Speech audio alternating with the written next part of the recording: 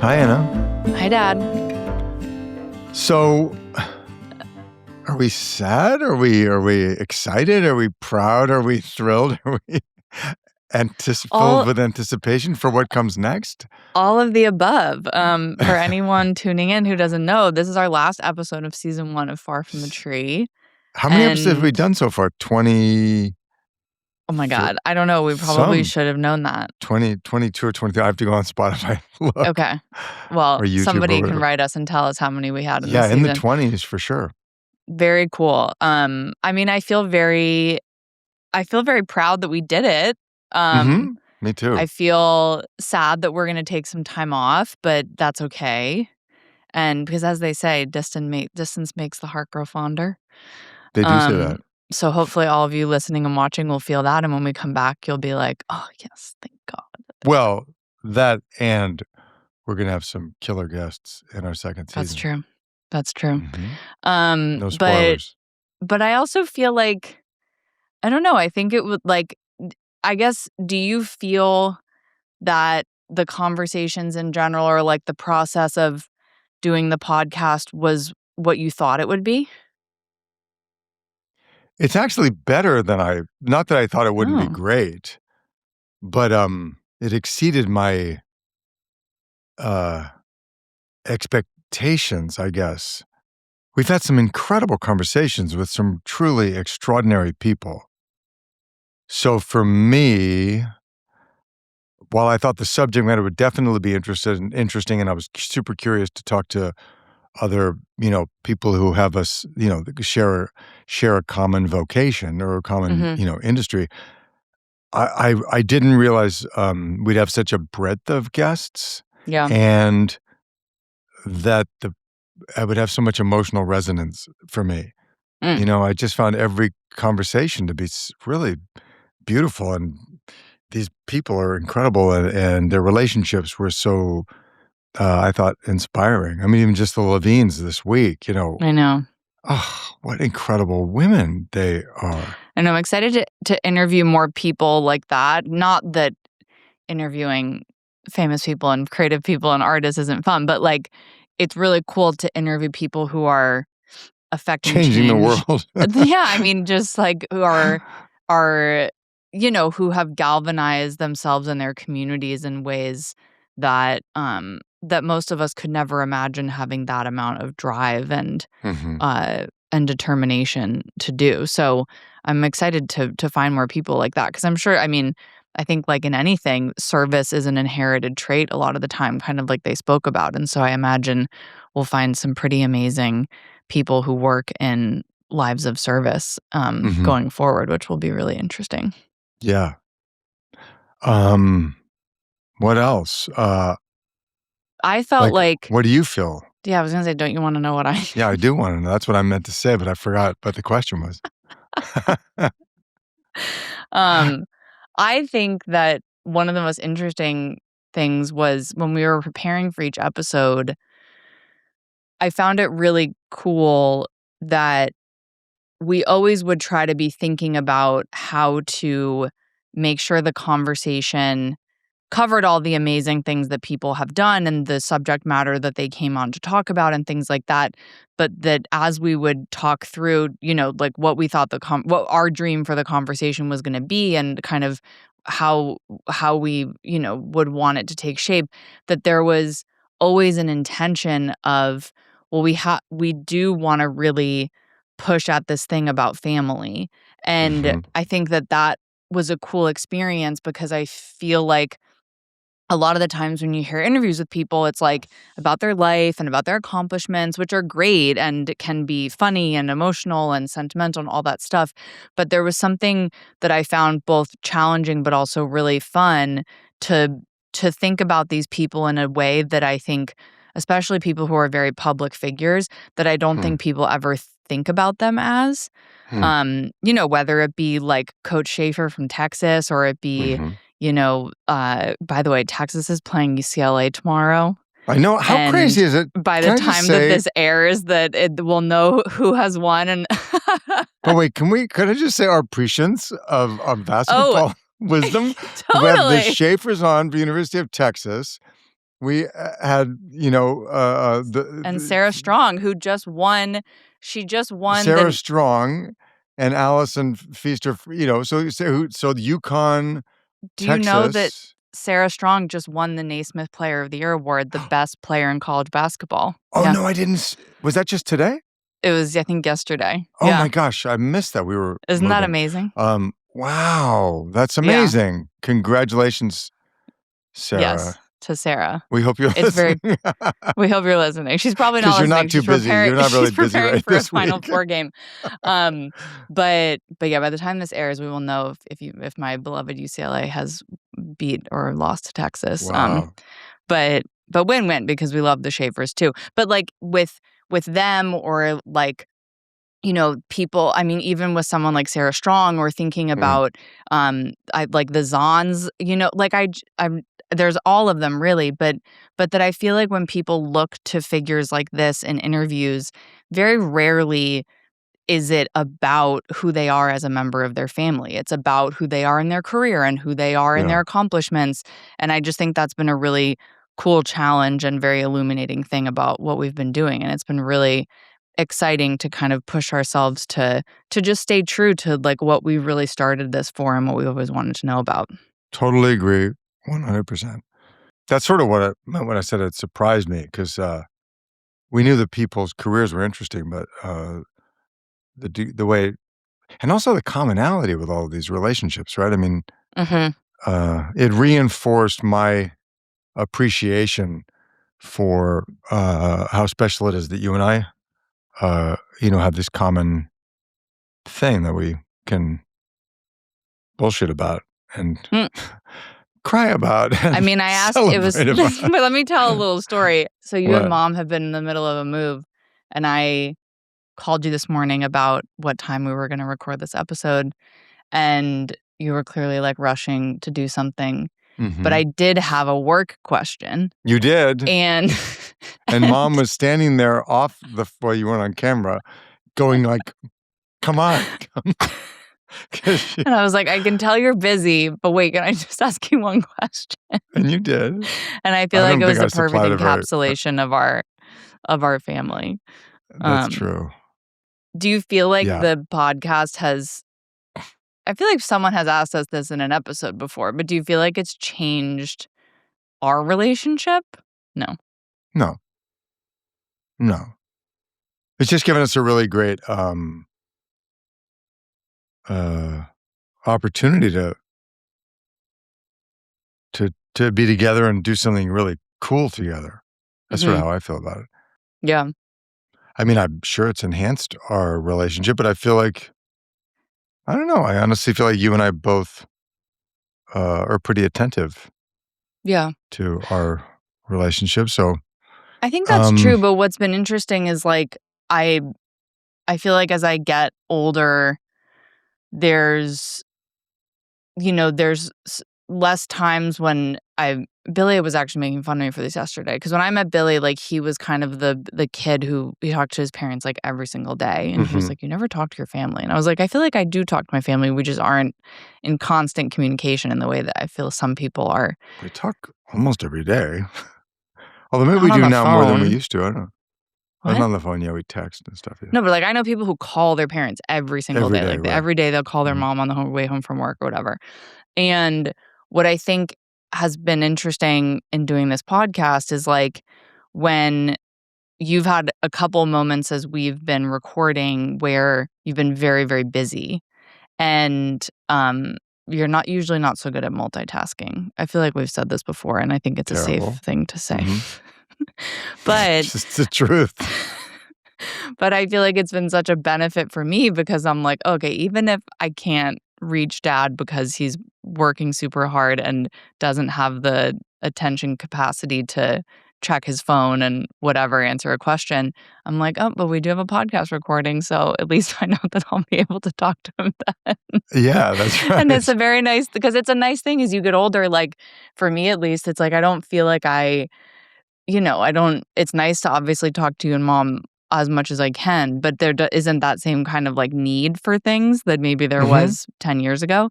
And so I think having these like regularly scheduled programmings and having something to work on together feels very like intentional time spent as opposed to just like, you know, gabbing, which is also nice, but Oh, I totally agree. That's where I think the real value of it is for us. I mean, for podcast aside, because when you're just sort of checking in on the phone or how's it going, what's going on, those conversations tend to be pretty repetitive, and they're expressions of love and all that, and that's great, and you get the news. But to have something, a project to do together, I mean, the same way that, like, we take French lessons together, that's, I like, a know. really cool, fun thing to do, and this is a project together, so every time we have, like, these in-depth conversations with people and it gives us something to talk about. I guess the other thing that I think is, uh, cool about it is, to find out that working together was really easy and, Mhm. fun and productive. Were you worried? No, I wasn't worried at all, but I was pleasantly surprised at like, "Oh, this is" there was no tension or, um, it was very easy and we found good, I feel like we have good flow together, you Yeah. know? I mean, it was a little I remember at the beginning, it was like when we were trying to figure out what our process was of, when we would have the research and then trying to come up with how we were gonna sort of formulate the conversations. I do Mhm. I will pat us on the back. I feel like we've become better hosts. Hopefully people, I think we've evolved as podcast hosts since the very beginning. Not that we weren't great, but You were good. I was not so good at the beginning. But I think that we besides that part, like, I think it is really hard to figure out, like, your process with somebody when you're working with them. I mean, Mhm. I'm going through that right now with someone that I'm working with where I'm I'm like, what's the next step? Like, who should be the person to kinda take this and make the changes? Like, you have to kinda figure Mhm. out, like, what everyone's strengths are um, like, when we when we first started and we would go through the research together, like, you can't you I was like, "Oh, dad can't, like, type as we're talking." Like, you would need to, like, free form talk, whereas for me, I wanna, like, take notes as we're talking because I'll Mhm. forget everything, and I remember that You being that I mean was when like, we have, "Oh." like, prep stuff? Yeah, like, when we're Yeah. preparing for an Mhm. interview, that we'll Mhm. go through who are these people, what's interesting about them, points do we wanna try to hit in the conversation, and at first I was like, "Oh, like, are we both gonna kind of, like, write down ideas?" And then I was like, "Oh, that's not gonna happen. Dad needs to just, like, talk." But for me, it's really helpful, like, I do need to write down very specific things, and so I feel like we figured out, how to complement each other too, Yeah, because and that we're was real similar but that's different. That's What? very hard for me, like, when we're, like, looking at a Google Doc together, and I'm sort of glancing at it, and all of a sudden you start as we're talking, I see the Google Doc transforming in front of me. I'm like, "What is happening?" I can't I can't actually think and read at the same time. So, I'm very appreciative that you took notes because yeah. I've I mean, I will say I'm a big fan of Google Docs because you can be collaborative, but I Yeah, no, it's understand good. for your increasingly elder mind, it's a difficult thing to grasp. Yes, that's true, although I would say I've always been this way. If there were Google Docs when I was 21 years old, Would have I been the don't know, same. probably. Yeah, because my brain works, in more of the flow, like, in free Free flow flow. kind of thing, and then things stick with me, like, I'll remember them, because in the emotional context or logic, and then it's good to, like, go back and review for sure, or sometimes Mhm. afterwards, I'll make notes, but it's Yeah. very, very hard for me to make notes while we're talking, so anyway. Yeah. I've realized that. Um, were there any were there any moments from any of our episodes that really, like, have stuck with you that you can think of? I mean, they're all great. I'm not trying to say, like, your Mm, favorite, but takeaways that you had from any of moments, them? specific moments, wow, I'm not prepared, though I don't have a prepared answer for this, n mm, I think well, one of the things that, not a moment, but one of the things that really resonated for me was when we were talking to Meredith Gabe Vieira, Mm. and they were talking about empathy in journalism as a core value. I was like, whoa. I thought that was so beautiful and important, such an important idea, and something that I realized in this moment that we're living in our culture. God, what could be more uh, relevant? And it was really moving to me that this had been something that Gabe had inherited from his parents as a core value. I was like, wow, that was really cool. What about you? I think something I keep thinking back to, because I think this is something that I can struggle with a little bit, but was talking to Phil and Lily Rosenthal about Mm-hmm. opening Max and Helen's together and kind of Lily's journey into that world. Um, that they just both are very joyful people, and really, like, that comes across when they talk to each other, when they talk about their work. And I think sometimes, like, I can be sometimes a little bit serious, which I think seriousness is good and you have to be serious about your work. But I remember, like, I think I do keep thinking back to not a particular moment of that episode, but just the vibe of, when you meet people where you're like, oh, you're just like, you just sort of Mm-hmm. emote this positivity. And it's something that I'm always striving to be more of, because I think I can sometimes veer into like deep intensity, which again, I don't think is a bad thing, but I want to try to also be able to veer into like that sort of like bright positivity as much as possible. Don't you? I think you're very much that way. You don't think you're that Well, way? maybe I'm too self-critical. I just think I get very, especially when it comes to like work, I get very anxious, but also kind of just like my willpower takes over and I can That's true. lose the sense of joy Mm-hmm. about it, especially when things are hard or I'm Mm-hmm. trying to figure something out or frustrated with someone that I'm dealing, but to striving to have that sense of like positivity and joy and gratitude as much as possible. And I thought Mm. that they just emoted it so much in the way that they were, and that has been a feeling that I sort of keep coming back to after talking Mm-hmm. to them. And you see how it's like inherited, that Phil had that, and then Lily inherited that from him as the way of being, and that like, and it now is present in the restaurant that they have together. So Yeah, and um the look on Phil's face whenever Lily was talking. so true. So just in love with everything that came out of her mouth. He Do was you look just at like, me like that? I always do. Ask our audience if they've been watching this on I guess we're YouTube. not sitting next to each other, so it's difficult. That was sweet Right. because they're sitting right next to each other, and Phil would just be sitting there Oh my looking at God, he her, was like, just totally so enamored. enamored. It was great. Another moment that comes back to me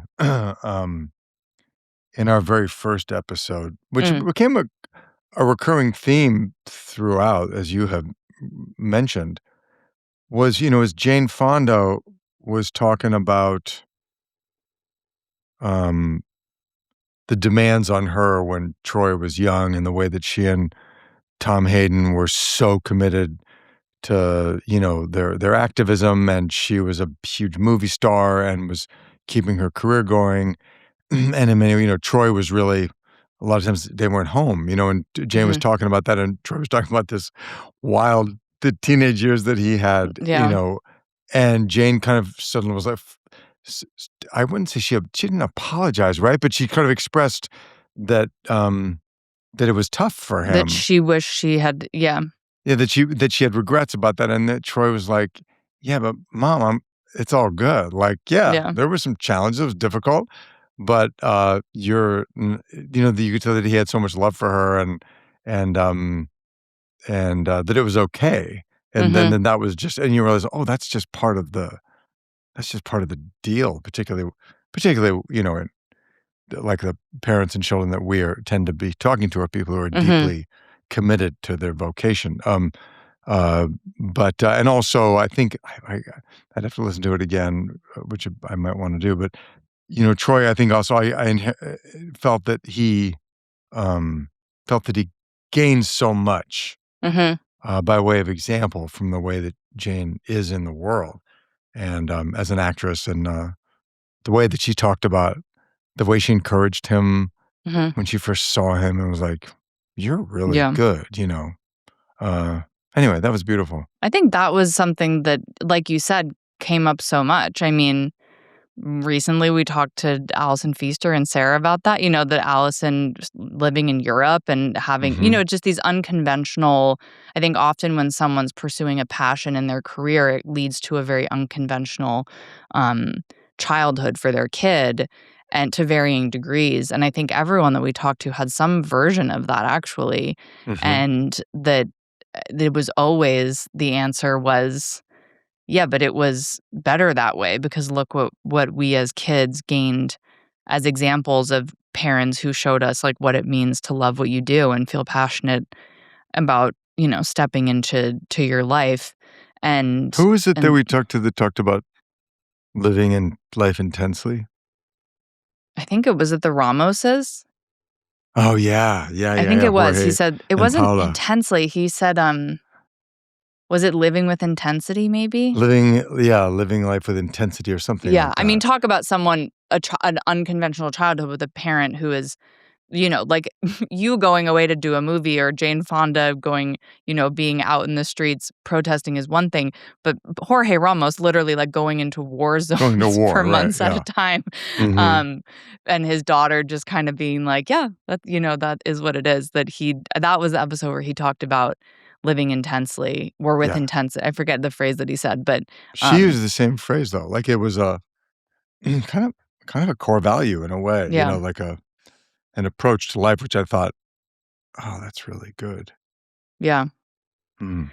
Well, should we get into some questions that people submitted? Yeah, our audience has sent us a ton of cool questions, so Again, thank thank you for you that. that you care. Um, and, uh, I guess before we do that, can I just say how Yeah. grateful I am to all of our listeners and watchers that have been, uh, on this, having these conversations with us. Mhm. It's meant a lot to us that you guys have tuned in and, have been responding so positively and, yeah, just really grateful because Yeah. you never know Thank if you. anyone's gonna listen. If anyone will care. Right. We're having a good time, We're but, having a good time, and we would keep doing it no matter what, but it is nice that yeah, people are listening and interacting with us, and we yeah. really appreciate all the comments you send and things like that, so thank you. Well, let me ask you a question that someone Okay, submitted that I really liked okay. this question. Alright. Did you do any wild things when you were younger, and which ones did you get caught for? Yeah, yes, is the answer. And I honestly didn't get caught for most of them. I was a really wild teenager. I was.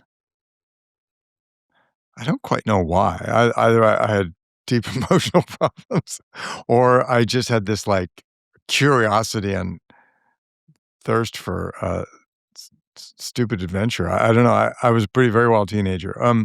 I didn't do anything. I would say, yes, I broke the law, but I did it in the spirit of fun. I didn't hurt anybody. What did I get caught for? I mean, honestly, I got a couple. I got caught, like, when I was young, sneaking out of my house to see a girl, and I'd stuffed my bed as if to look like I Oh was my sleeping in it, and I climbed out the window and went hung god. out with her, and then I got home, and I climbed back up into the window, and I realized that the bed had been torn apart and my lights were on, and I was like, "Oh, shit." And I think I was 13, and, I heard my mom and my stepfather talking downstairs. My parents were divorced, and, all of a sudden, I hear my dad's car pull up in front of our house, and my parents did not get along, so the fact that Oh my my dad was coming over was not a good sign. god. So my dad and my mom and my stepfather talking downstairs, obviously talking about me. Oh my So god. I, like, mess up my hair and I'm in my underwear, and I walk down the stairs and I go, "Was somebody looking for me? Like, is it sleeping or something?" And they all Ah. look up at the stairs, and I could tell they almost all burst out laughing. Ah. But they, like, sucked it up and like, "Come down here." And so, they had, like, already called you know, they kind of knew where I was, called the girl's father, and I had to Oh call my him and god. apologize, and, you know, it was and I got punished pretty bad for that one. That's really funny. What else? What about the one when you would hitchhike on Sunset Boulevard and thought you were gonna get, like, taken by the gang or like, gang members Never or got caught something? for that. Yeah, well, I used to that was really wildness. That was, you know, I in when I was, like, a younger kid, like 10, 11, 12 years old, my parents didn't I drove Anna everywhere. Like, I was Jen and I were like the chauffeurs of our children. My parents were not that way. They would go, "Here's bus fare, and you can take the bus if you wanna go somewhere." So, if you grow up in Los Angeles, you know that taking a bus places means it's gonna take hours to get anywhere you want. So, I had a skateboard and I had my thumb. And in those days, some stupid people hitchhiked. And people would stop and give you rides. So, I would hitchhike all over Los Angeles, and I got picked up by some really freaky people. Some very nice people too, but, some sexual predators and, some very strange folks, but I always managed to talk my way out of sticky situations. That's a good one. What about you, Anna?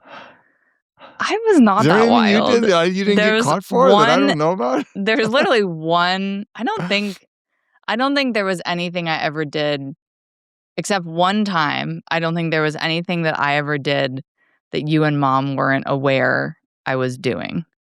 And I think the wild things that I did were pretty tame in comparison to Compared to me, for sure. most things. But the one time that I got caught, which was so traumatic for me, was I went to a party. I think I was like 16 and told mom that I was going to like sleep over at this girl's house. And mom called me and wanted to talk to the mom. And I had my friend, the girl, and it was kind of a big part, like not huge, but like, there was probably like 25 people there. And the girl gets on the phone and pretends to be her mom, which obviously now as an adult, I understand there's no way that that would ever sound like someone's mom. And, I kind of think mom like Mom probably bought it, I knew, think. but bought it. Like, she sort of was like, whatever. Then cut to an hour and a half later, the police get called and the police come.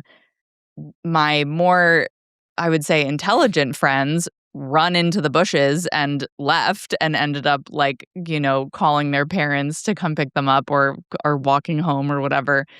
I stayed because I am a sucker for authority, and the police officers made me call mom, and it was late, and Tess was probably like 11 at the time, and so mom drove to this girl's house, which Tess was was kind of having a far. sleepover, I She think, was having a sleepover. Mom drove to this girl's house, which was kind of far from our house, with Tess and Maddie in with the Tess, car. and which clearly to like set and embarrass me, set an example for them, whatever. And she shows up, and mom can. This was the scaredest I've ever been of mom.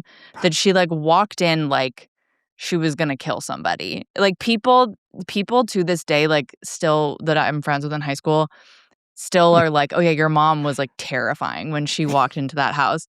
And so I'm like, don't say a word. She comes and gets me, puts me in the car. Tess and her friend are in the back seat, like half asleep. I don't even think mom talked to like, I don't like, I think she was so angry or pretending to be so angry that she just, like, didn't even speak to me. But I don't think I got in trouble. I think the I fear don't that she remember. instilled in me in that moment was enough. I was, like, in Vancouver You were shooting away, something. I think, yeah. Yeah, but Um, I think you called me in tears. I mean, the thing about me is, like, I'm so emotional about stuff Yeah. that, like, if something bad when bad things did happen, like, it would affect me so deeply that I don't think I would ever be a repeat offender. You know Mhm. what I mean? Like, I I mean, I don't know. I think that I get so, upset when people are mad at me that it's enough it's punishment enough. Well, let me ask you a question, Okay. um, from our audience. Uh between Political Playlist and Far From the Tree, is there any guest that you'd like to have on both programs? I have to think about politician parents and children. Yeah, there's not that many, but there are some for sure. There's some. I know that Senator Blumenthal from Connecticut has a son who's a upcoming politician. That would be cool. Partly because we're from Connecticut, and it would be fun to talk about Connecticut. I guess it'd be fun to have Governor Andy Beshear on, and I know his dad he's the governor of Kentucky, and his dad used to be the governor of Kentucky, which is pretty cool. Like, how many times are there governors of a state where their kid becomes the governor of the same state? Like, that can't be Jerry that. Brown and Edmund Brown, Oh, okay. governors of California. Well, Mitt Romney's father was governor of Michigan, but Mitt Romney was governor. Okay, maybe more common than I'm Massachusetts. thinking, but No, but still, those are pretty crazy legacy. Political giants, all of them. So I think that would cool. be. I also feel like I find Andy Beshear to be an interesting. I mean, he's gonna. I think he's a real rising star. Yeah, he's a real rising star, and so to talk to him at this moment in politics and hear from his father's perspective about what's going on would be really interesting. So those would be my. That's good. I guess picks. I need to think more, but yeah. Yeah. All right, let me ask you. Okay, I'm going to say one that's funny because, it's sort of like when there was the call her daddy thing that we talked about on the episode the other week with Carrie. Like, people will just send me these things that become, like, viral on social media that have to do with you that they think are funny. And I both find it entertaining but also slightly annoying. And one of the things that people have sent me recently is that there's like this campaign for someone to have a project where you play the actor Tom Holland's husband because you look very similar. Do you know who he is? Plays husband? Sorry, not husband.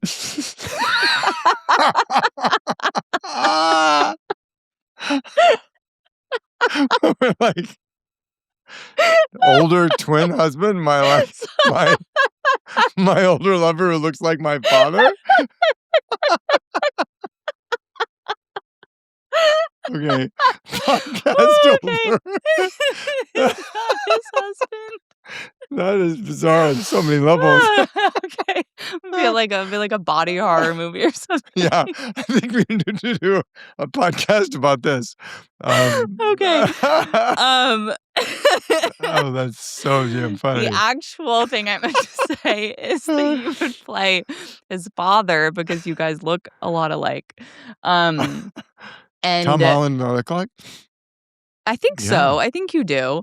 He's great. But it's so funny because then there was that thing like a couple months ago. Yeah, there was that thing a couple months ago where like the people were saying that like Tyreek Withers should be the child of your and Carrie's character in a Scandal reunion. I just find this so funny because it is what I did this whole thing with Infinity Chase. Chase Infinity. I'm sorry. I should see now. You were in the movie with. I know exactly. Chase. God. You refer to people by their last names first. Yes. Two names that could be either first or last. It gets confusing. With Chase Infinity and Tyreek Withers and Carrie, they took this funny picture saying they were love children. So then that became this whole thing. Well, what's so funny to me is going back and forth on it. I think people send these things to me in good humor of like, oh my God, look, there's this funny thing about your dad. But what is so bizarre, and I don't think is something that I like, this particular piece of having a notable parent in the public world is still very weird to me, is like, but I'm your actual child. And so it's there's anything when you play something like romantic or whatever doesn't bother me at all. But these like fantasies about who should be your children are very strange to me because I'm like, it's not like you're in a movie with Tom Holland and people are like, oh, they look so much alike. It's like, oh, there's this fantasy that like you and Tom Holland are going to not be husbands, but be family. So basically what you're saying is you'd be more comfortable if we were playing husbands than you are if you was playing my son.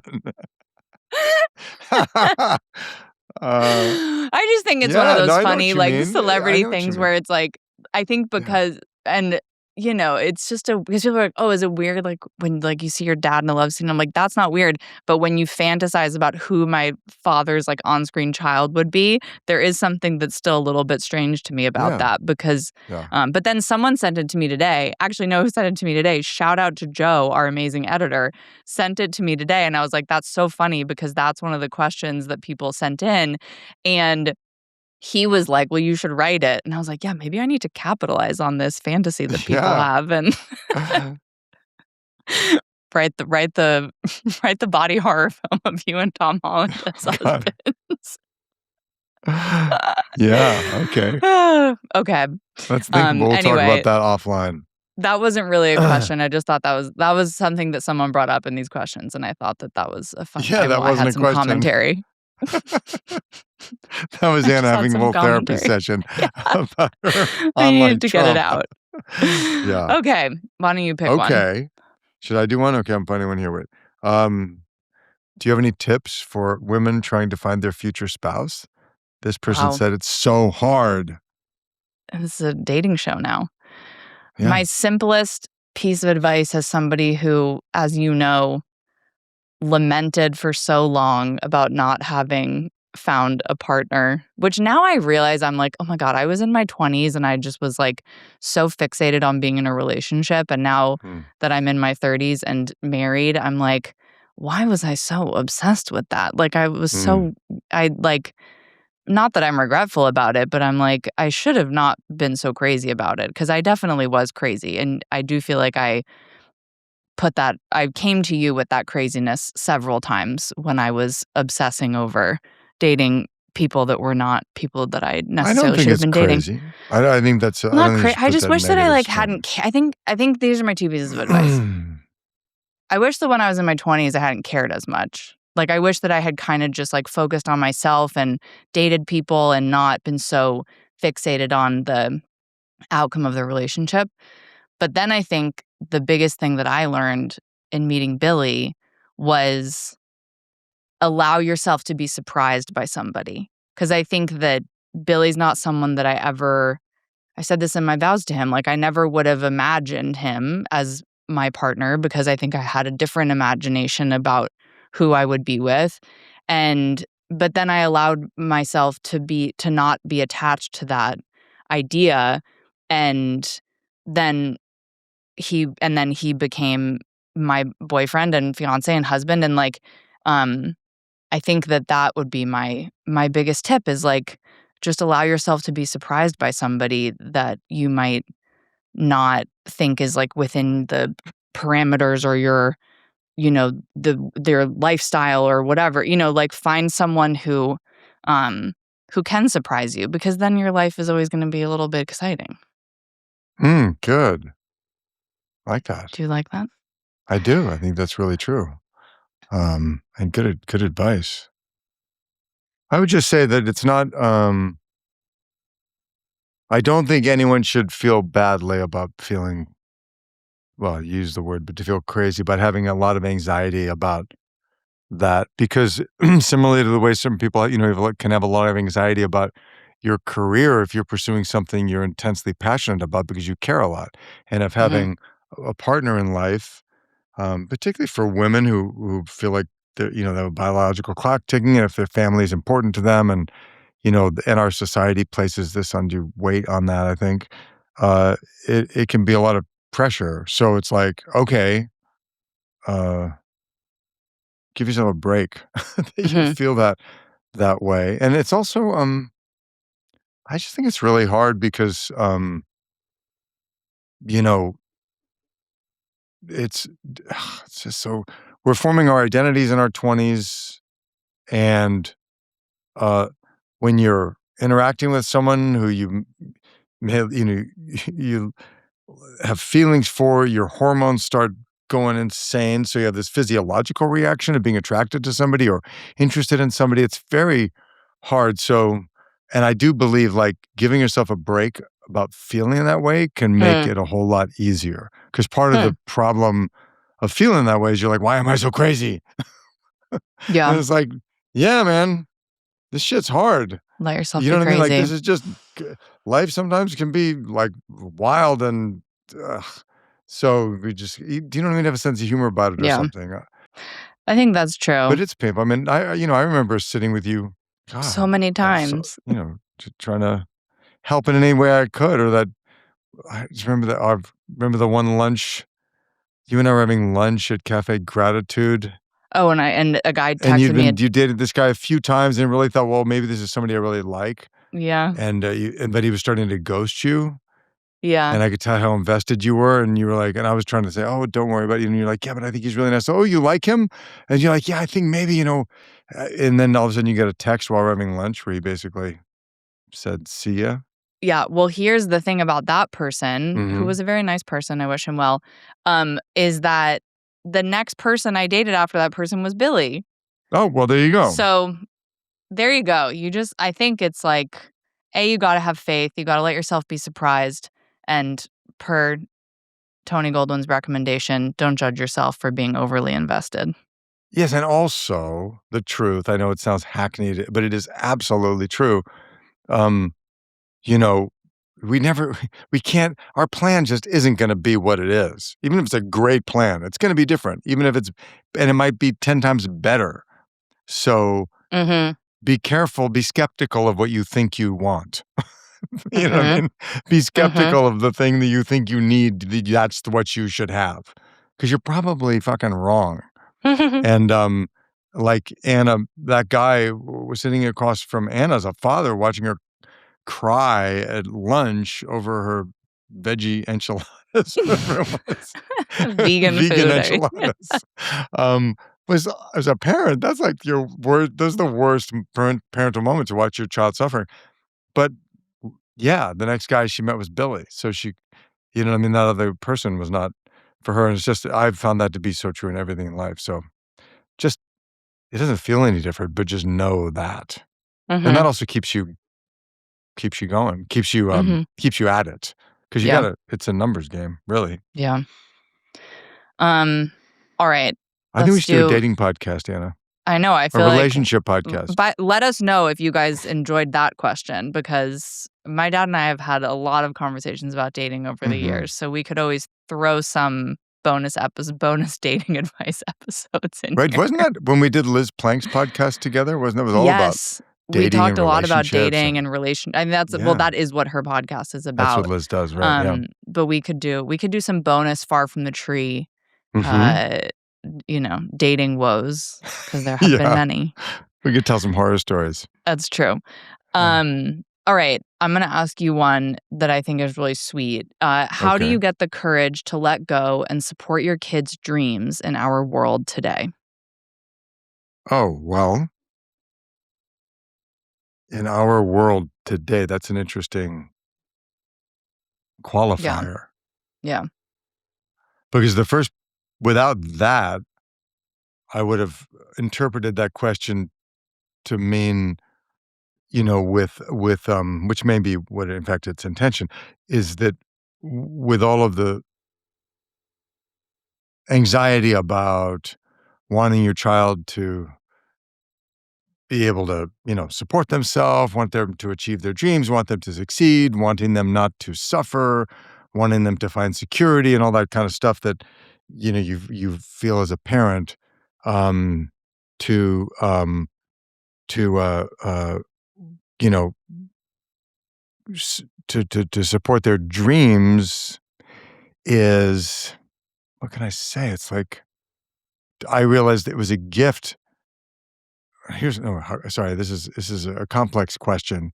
The answer is that I learned that all those things that I was afraid of are critically important and inescapable parts of life, no matter what you do, and are absolutely necessary engines of growth. So I can't protect my kid. So what am I trying to protect her from? My kid has a dream that she's articulated to me, and I can be supportive of that. What an amazing privilege to be able to support that, as opposed to stifle that dream to service my fears Mm, about what could go wrong. I hope that answers the question because I wasn't quite sure. I'm guessing that's sort of in there about the yeah. world today. 'cause it's a tough world, and, I think also the thing that I thought, not that I'm a parent, but, like, the thing that I thought of in the world today is, like, I mean, I was just reading something this morning that, like, 25% of college students are reconsidering their major because of AI, and that mm, you imagine you go into college now with an idea of what you think you wanna do, and then the way that the world is mhm, evolving at such a breakneck pace, you're suddenly like, it's not even that you are being overly practical about it, you're just kind of like, "Oh, maybe that's actually not what I wanna be focusing on." It's almost like a whiplash thing, I think, now being mm, young, and so I imagine that as a parent, especially of I think right now, especially of, like, teenagers and college students and people just out of college, that I think there's an extra level of stress for parents because everything I more than when I was younger, definitely more than you when you were younger, it just feels like there's this massive unknown for what it's gonna be to be like a professional person or have professional mhm, dreams because we don't everything is changing so quickly that um I think it takes so much courage as the kid, like, pursue the thing you think you wanna pursue, but then I think also as a parent to know that there's, um there's more uncertainty than I think there ever has been. Maybe I'm wrong, but or uncertainty obviously always has existed, but it does mhm. feel especially charged right now, um, so maybe that's what I would add. Yeah. I mean, I'm also being a dreamer myself and feeling, like, really lucky that uh, was able to do the thing that I dreamed about, and I know how lucky I am that things worked out the way that they did. Uh, that also made color because I have full respect for, the parent who says, "I need you to be realistic." But look, let's just accept the fact that along with pursuing your dream, you gotta figure out how to pay the rent and make things work and, do it. But to me, if you have a dream that you're fueled by, that's gonna make you, I don't know, enhance your life and stuff like that. I just sort of feel like, uh, making decisions out of joy and passion generally lead to success and happiness more than, making decisions out of fear. Mhm. That'd be the only Yeah. qualifier I'd put on it. Mhm. Yeah.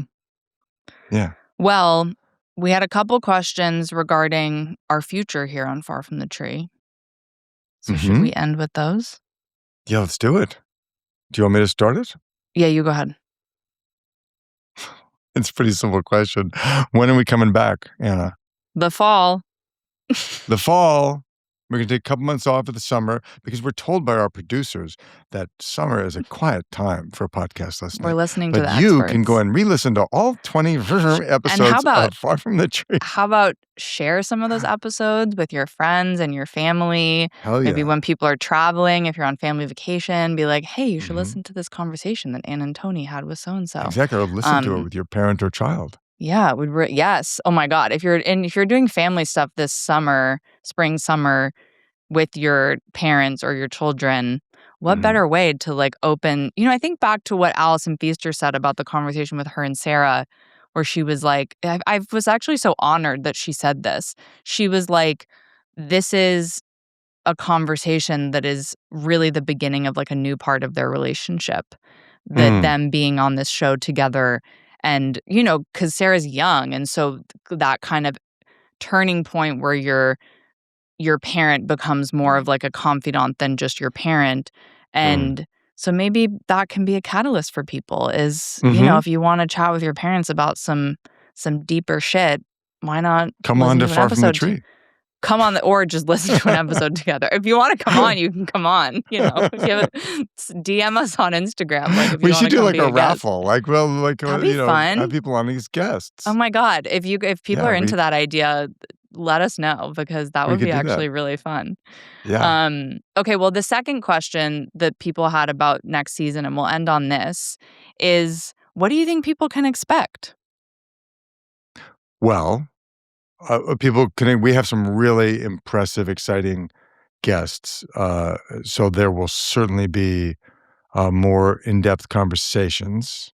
And again, we do have, I think we have some politicians actually on the docket, some very well-known actors. And, we'll just keep exploring more of it, so yeah, I think, and then we'll see, for ourselves, we're discovering it as we go. So we may find ourselves going into new directions. Mhm. I don't know. We'll see. Because we want to keep it interesting and surprising for ourselves. Yeah. So hope you guys Thank have you, enjoyed everybody. this first season of Far From the Tree. It has been a beautiful opportunity that you've given us, or we've given ourselves, or whatever you want to say it, for me to be with my beautiful friend Oh. and daughter, Anna Muskie Oh. Goldwyn. Thank you, Oh, Father Tony Goldwyn. doesn't sound the same. I'll have to consult my husband, Tom Holland, about that one. My future husband, I guess. I feel like I'm gonna have like a gay nightmare about that tonight. Crazy dreams about that. Oh God, that was funny. God, All Tom right. Holland, if you're Love you, listening, I'm Anna. sorry. Love you too, Dad. Okay. Until next bye, everyone. time. We'll see you next season. Thank you for tuning in to Far From the Tree. Be sure to follow or subscribe wherever you get your podcasts.